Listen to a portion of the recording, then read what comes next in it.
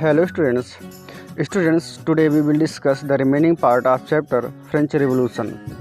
So let's we start today class. Students, कल हमने देखा बेटा द फॉल ऑफ बास्टाइल, इसके साथ साथ किस तरीके से पूरे देश में फ्रांस में दंगे फैले, क्या रीज़न था, इसको भी हमने कल डिस्कस किया बेटा। ये बास्टाइल जेल है बेटा, इसकी पिक्स इधर है। फिर उसके साथ साथ हमने देखा French society during the late 18th century, और कल हमने इस फिगर को भी डिस्कस किया था। आज आइए हम लोग देखते हैं स्ट्रगल टू सर्वाइव। हालांकि इसको हमने पहले पिछली वीडियो में डिस्कस किया था, बट थोड़े से कुछ पॉइंट रह गए हैं जिनको हम अभी तुरंत डिस्कस कर दे रहे हैं। देखिए students, the struggle to survive, जीने के लिए संघर्ष। फ्रांस में कैसे संघर्ष हो रहा था, किस तरीके से। सबसे पहली कंडीशन वहाँ पर क्या थी कि वहाँ की पॉपुलेशन बढ़ कर के 23 मिलियन से बढ़ के 28 मिलियन हो गई, जो कि हमने भी बताया था। इसकी वजह से क्या हुआ, पॉपुलेशन ग्रो कर गई स्टूडेंट्स वहाँ की। दूसरी बात क्या था कि जिस ग्रो करने की वजह से फूड प्राइसेस बढ़ गए, फूड की डिमांड बढ़ गई, ठीक है ना भाई। जब पॉपुलेशन बढ़ेगी तो डिमांड तो बढ़ेगी ही खाने की। और यहाँ पर कंडीशन क्या हुई कि फसल भी ख़राब हो गई इनकी, तो इसकी वजह से लोगों में भूखमरी, हंगर से फैल गई, जिसका मेन कारण ये हुआ कि लोगों को जीने भर का भोजन मिलना दुश्वार हो गया। और यही नहीं बेटा, दूसरा कारण ये भी था कि पुअर और रिच के बीच में बहुत ज़्यादा डिफरेंसेस फैल गए। अमीर अमीर होते चले गए बेटा, और गरीब गरीब ही होते चले गए। क्यों? क्योंकि अमीरों के पास बड़ी बड़ी फैक्ट्रियाँ थी, शॉप थे, ठीक है ना। और गरीब के पास केवल लेबर करने का उनके पास एक वही हुनर था, स्किल था, जिसकी वजह से कुछ कर पाते, कुछ कमा पाते। Now students, we discuss here how a subsistence crisis happen. यहाँ पर एक फिगर दिया गया है, इसके माध्यम से हमको समझना है बेटा, और यहाँ से हमको इन वर्ड को सिलेक्ट करके इसमें रखना है। आइए देखते हैं वन बाय वन करके। देखिए students,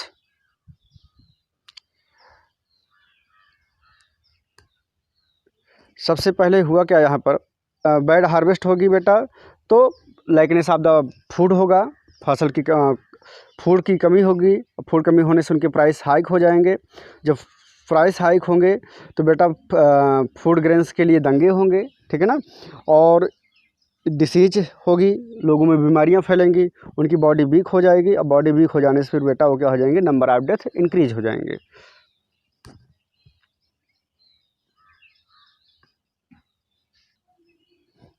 now students, next, a growing middle class in विसेज एंड इनटू प्रिविलेज।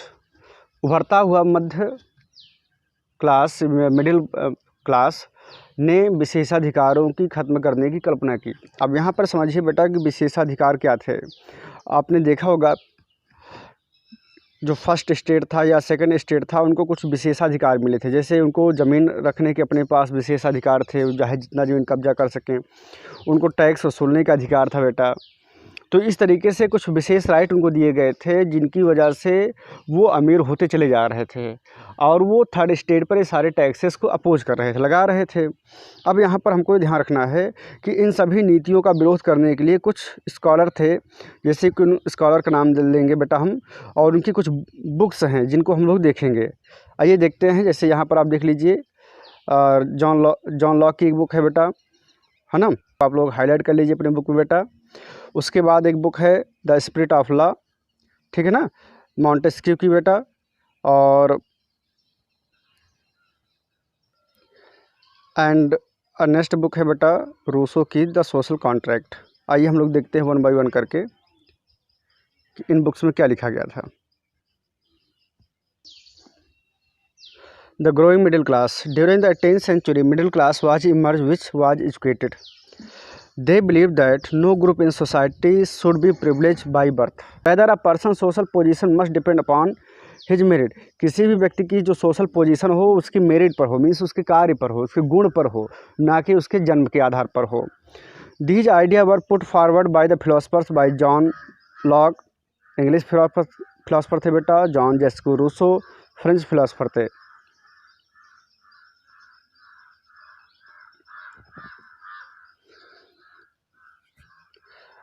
अब यहाँ पर हम लोग बात करेंगे जॉन लॉक की बुक का। Wrote two treaty of government. अब इसमें देखिए इन्होंने क्या लिखा था, he refuse the doctrine of divine and absolute right of monarch. इस बुक में जॉन लॉक ने ये लिखा, इन्होंने विरोध किया राजा के पावर का, कि राजा अपने आप को भगवान ना माने बल्कि वो जनता का सेवक माने। रूसो ने अपनी बुक में, उनकी बुक का नाम सोशल कॉन्ट्रैक्ट था, proposing a form of government based on the social contract. इन्होंने, रूसो ने सही पूछो तो डेमोक्रेसी की कल्पना की थी कि एक ऐसी गवर्नमेंट हो जो जनता के सपोर्ट से बने। वहीं पर मॉन्टेस्क्यू ने बेटा जो the spirit of love book लिखी, इन्होंने proposed a divine division of power with in the government between the legislature, executive and judiciary. तो मॉन्टेस्क्यू ने ये कल्पना की कि एक ऐसी गवर्नमेंट हो जिसमें लेजिस्लेचर हो, एग्जीक्यूटिव हो और जुडिशरी हो। देखिए जो आज मॉडर्न टाइम में चल रहा है हर देश में कि वहाँ पर एक लेजिस्लेचर, सांसद होते हैं, है ना, संसद होता है बेटा, वहाँ पर कार्यपालिका होती है और वहाँ पर कोर्ट होती है। ये मॉन्टेस्क्यू की देन है, मिस मॉन्टेस्क्यू ने इसको सोचा था, उन्होंने अपनी बुक में लिखा था। अब इन सभी बातों से जो वहाँ का राजा था बेटा, वो बहुत ही नाराज़ हो गया कि ये लोग मेरा विरोध कर रहे हैं और अगर ऐसे ही विरोध करते रहे तो जनता हमारे खिलाफ हो जाएगी।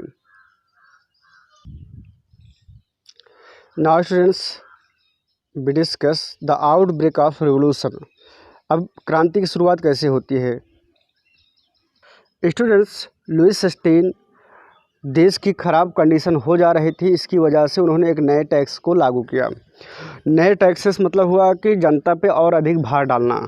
जैसे जनता से खूब सारा टैक्स लेते ही थे, जनता उब ही चुकी थी, कहाँ से कमाए, कैसे ला के इनको दे। पहली बात, किसी तरह जीवित ही रहे, बड़ी बात हो गई है।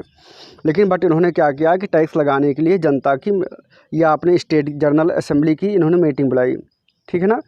अब हुआ क्या था कि पिछली जब लास्ट ईयर मीन्स जब पिछली बार टैक्स बढ़ाया गया था तो वो 1614 में बढ़ाया गया था।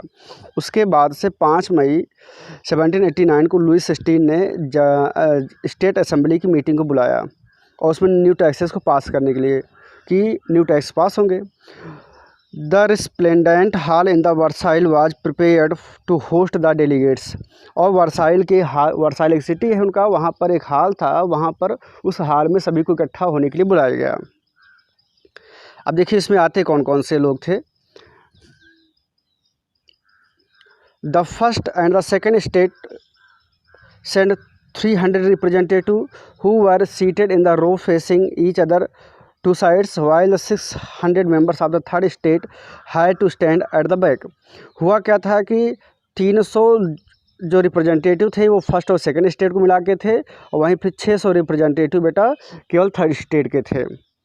अब मीटिंग हॉल में बुलाया गया बेटा, मीटिंग हॉल बहुत बड़ा सा था। यहाँ पर क्या हुआ कि पहले फर्स्ट स्टेट वालों की सीट मिल गई, फिर सेकंड स्टेट वालों को सीट मिली बेटा, और जबकि थर्ड स्टेट वालों को सीट नहीं दी गई बल्कि उनको किनारे किनारे खड़ा कर दिया गया है। अब इस तरीके से क्या हुआ कि थर्ड स्टेट का अपमान हुआ। भाई वो टैक्स देते हैं, उनके साथ में इस तरह का बुरा व्यवहार किया गया बेटा, अपमान हुआ उनका, इससे वो नाराज़ हो गए।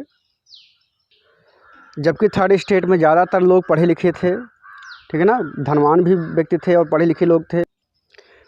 स्टूडेंट्स, अब वोटिंग स्टार्ट होने लगी तो उस समय क्या हुआ कि एक ये नियम बनाया गया कि हर व्यक्ति का एक वोट माना जाएगा। ये थर्ड स्टेट का ने कहा कि हम जैसे 300 लोग आप हो, 600 लोग हम हैं, तो यहाँ पर एक व्यक्ति का एक वोट माना जाएगा।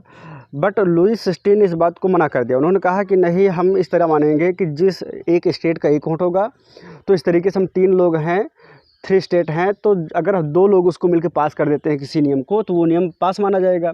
तो यहाँ पर थर्ड स्टेट को ये लगा कि हम वोटिंग करें तो भी ना करें तो भी हमारा फिर कोई मतलब निकला ही नहीं, ये 2 लोग मिलकर किसी भी रूल को पास करा ले जाएंगे, नियम को।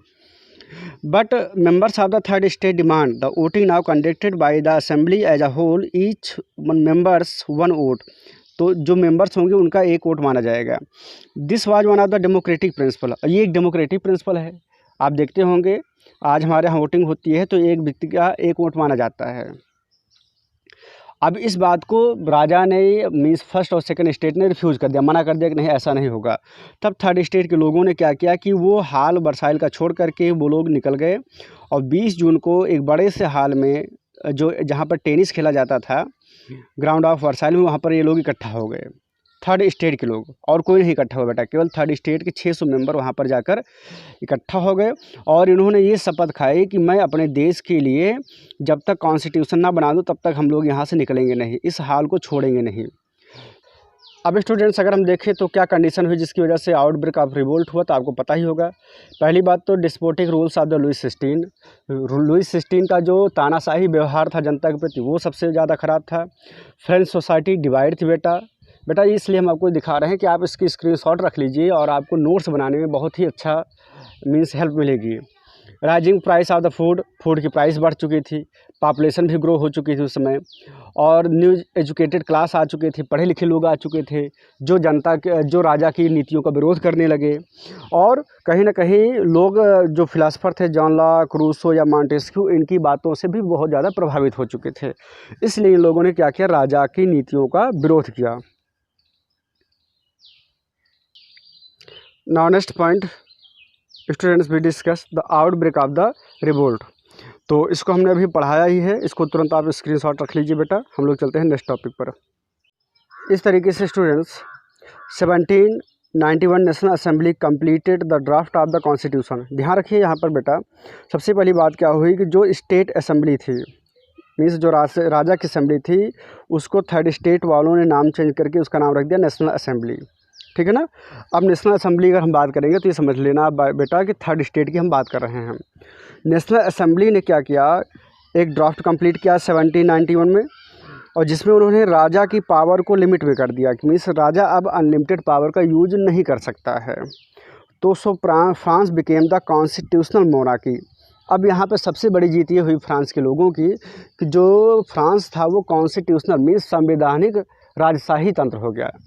मतलब जब संविधान नहीं होता है तो राजा के पास अनलिमिटेड पावर थे, अब संविधान हो गया, संविधान में हर एक बातें लिख दी गई कि अगर राजा इस तरीके से कोई गलत काम करेगा तो राजा को दंड मिलेगा, अर्थात राजा को भी अब कॉन्स्टिट्यूशन से बांध दिया गया।